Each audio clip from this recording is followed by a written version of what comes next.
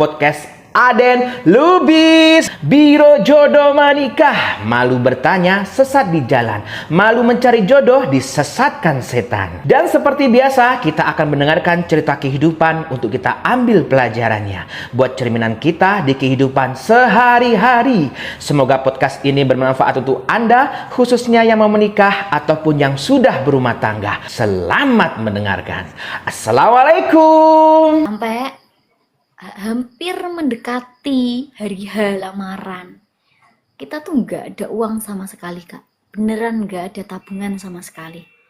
Dan aku juga tanyalah kejelasannya sama dia, mau gimana. Malah aku disuruh pinjem, disuruh nyari utangan kayak gitu-gitu.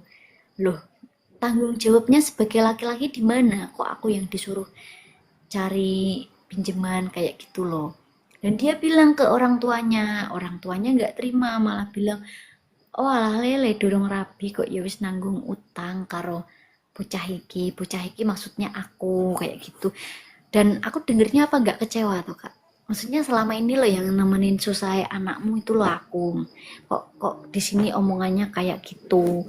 Dan dia pernah, Kak, itu pas waktu malam-malam dia itu ngamen karena katanya nggak dibayar itu loh. Nah dia ngamen sampai akhirnya ketangkep Satpol PP.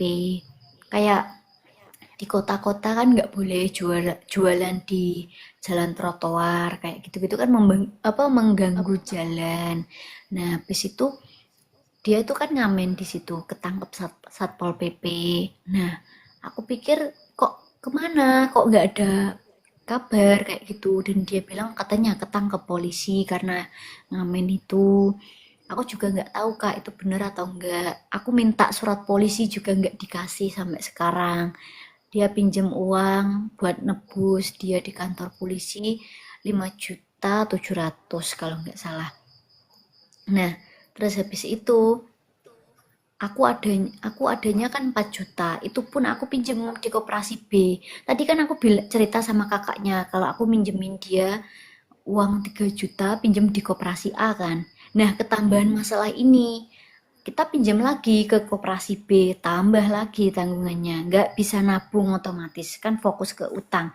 Selama ini koperasi A aja dia telat terus, aku terus yang selalu nomboki. Dia selalu nggak ada uang. Nah apalagi ketambahan utang satu ini, aku di situ udah nggak bisa mikir lagi mau kayak gimana gitu loh, mau terus apa enggak. Tapi kasihan juga kalau dia nggak bisa bayar tebusan, nanti dia juga masuk penjara katanya kayak gitu, karena aku kan nggak paham hukum ya, Kak ya.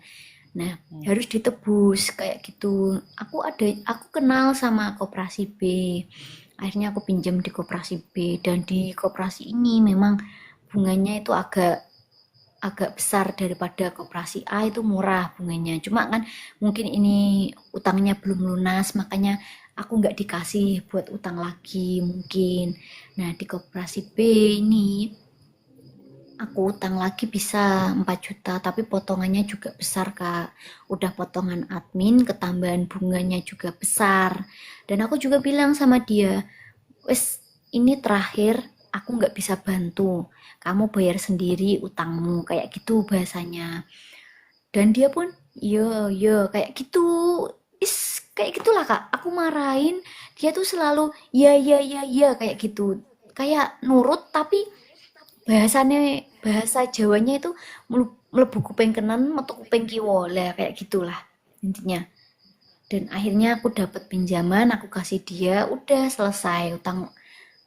Dia udah nggak ngamen lagi, udah nggak mulung lagi. Akhirnya dia juga dibayar, tapi juga dikit-dikit 1 juta 2 juta kayak gitu.